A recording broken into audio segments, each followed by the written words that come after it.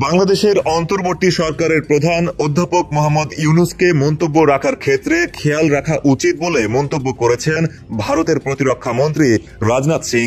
দেশটির সর্বভারতীয় গণমাধ্যম নেটওয়ার্ক 18 গ্রুপের এডিটর ইন চিফ রাহুল যোশীর সঙ্গে একান্ত সাক্ষাৎকারে শুক্রবার ভারত বাংলাদেশ দ্বন্দ্বের বিষয়ে নিজের অভিমত তুলে ধরেন রাজনাথ সিং।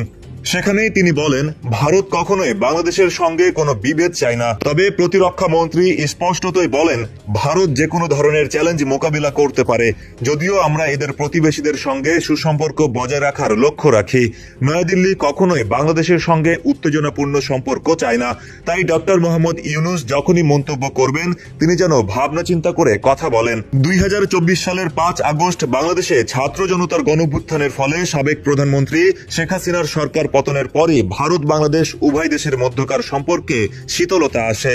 সে সময় শেখ হাসিনা দেশ ছেড়ে ভারতে আশ্রয় নেন। অন্যদিকে অধ্যাপক ইউনূস দেশের অন্তর্বর্তী সরকারের প্রধান উপদেষ্টা হিসেবে দায়িত্ব গ্রহণ করেন।